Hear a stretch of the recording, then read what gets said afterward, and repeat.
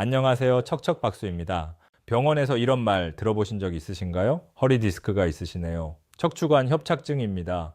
그런데 막상 집에 오면 이런 생각이 드시죠. 그래서 뭐가 다른 거지? 치료는 다른 건가? 나는 어떤 게 더 심한 건가? 네, 오늘 병원에서 두 가지를 동시에 진단받으셨다는 댓글도 있었어요. 사실 이 두 가지는 같이 오는 경우도 꽤 있거든요. 오늘 이 영상 보시고 나면 허리 디스크와 척추관 협착증이 뭐가 다른지, 내 증상이 어느 쪽인지, 그리고 각각 어떻게 대처해야 하는지 헷갈림 없이 정리가 되실 겁니다. 끝까지 봐주세요. 생각보다 훨씬 간단합니다. 척추 딱 이것만 알고 가세요. 본격적인 비교 전에 척추 구조를 딱 30초만 짚고 넘어갈게요. 척추는 뼈가 쌓인 구조입니다.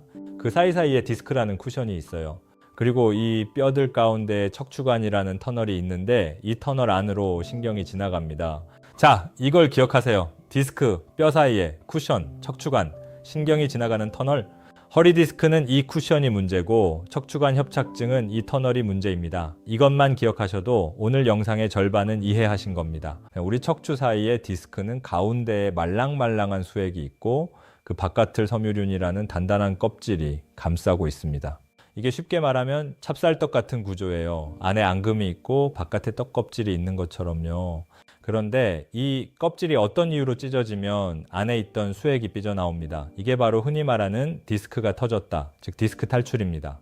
이렇게 삐져나온 수액이 옆에 있는 신경을 건드리면서 극심한 통증이 생기게 되는 것이죠.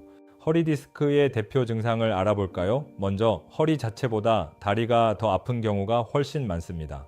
또한 한쪽 다리가 마치 전기가 오는 것처럼 저리고 당기는 방사통이 특징입니다. 기침하거나 재채기 할 때 복압이 올라가면서 순간적으로 통증이 확 오기도 하죠. 보통 앉아있을 때 더 아프고 누우면 좀 나아지는 경향이 있으며 증상은 주로 한쪽에 나타납니다. 이런 허리 디스크는 활동량이 많은 30대에서 50대에 가장 많습니다. 60대 이후에도 얼마든지 생길 수 있고요. 갑자기 무거운 것을 들거나 잘못된 자세가 오래 쌓이거나 외상 이후에 생기는 경우가 많습니다. 아까 척추관이 신경이 지나가는 터널이라고 했죠? 나이가 들면 이 터널이 점점 좁아집니다. 인대가 두꺼워지고 뼈가 자라나고 관절이 커지면서 터널을 조금씩 침범합니다. 처음엔 넉넉했던 터널이 오랜 시간에 걸쳐 서서히 좁아지는 거예요. 이렇게 터널이 좁아지면 안에 있는 신경이 눌립니다. 이게 바로 척추관 협착증입니다. 척추관 협착증의 가장 특징적인 증상은 신경인성 파행이라고 합니다.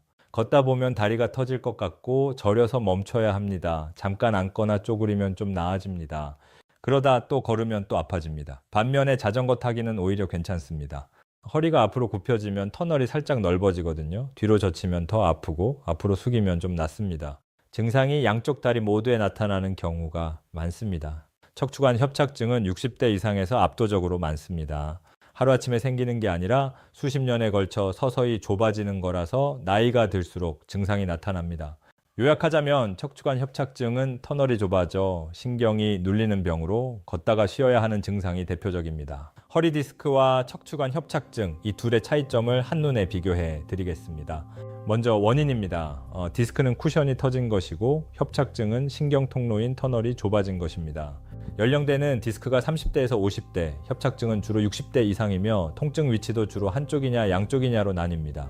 디스크는 주로 앉아있을 때, 협착증은 서 있거나 걸을 때 통증이 심해지는 특징이 있습니다. 반대로 디스크는 누우면 나아지지만 협착증은 앉거나 몸을 숙일 때 편안함을 느끼게 됩니다. 이 디스크는 갑자기 올 수 있지만 자연 호전 가능성도 높습니다. 반면 협착증은 서서히 진행되며 자연 호전이 어렵죠. 표로 정리하면 이렇습니다. 자전거의 경우 협착증은 오히려 괜찮을 수 있다는 점도 참고해 보세요. 여기서 중요한 포인트 하나, 두 가지 질환이 동시에 있는 경우도 굉장히 흔합니다. 나이가 들면서 디스크도 닳고 터널도 좁아지는 게 동시에 일어나거든요. 그래서 병원에서 두 가지를 같이 진단받으셨다고 해서 이상한 게 아닙니다. 5부, 치료는 어떻게 다른가요? 허리 디스크 치료, 터져나온 수액은 시간이 지나면서 우리 몸이 스스로 흡수합니다. 그래서 6주에서 3개월 정도 보존적 치료를 먼저 합니다. 약물 치료로는 소염진 통제와 근이완제를 쓰고 물리치료로는 견인 치료와 온열 치료를 시행합니다. 주사 치료인 신경차단술과 경막외 주사, 그리고 맥켄지 운동과 코어 강화 같은 운동 치료를 병행합니다. 단 이런 경우엔 수술을 서둘러야 합니다. 발에 힘이 빠지거나 감각이 없어지거나 대소변 조절이 안 되는 경우입니다. 척추관 협착증 치료입니다. 한번 좁아진 터널이 저절로 넓어지지는 않습니다. 그래서 자연 호전을 기대하기가 어려워요. 하지만 그렇다고 무조건 수술이 필요한 건 아닙니다. 약물 치료와 주사 치료를 시행하고 걷기나 수영 같은 운동 치료와 보조기로 안정을 유지하며 경과를 지켜봅니다.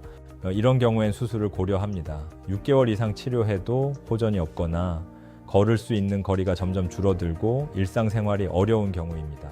중요한 건 MRI 사진에 뭐가 보인다고 무조건 수술하는 게 아니라는 점입니다. 사진이 아니라 증상과 신경학적 검사가 치료 방향을 결정합니다. 오늘 핵심을 딱 두 줄로 정리하겠습니다.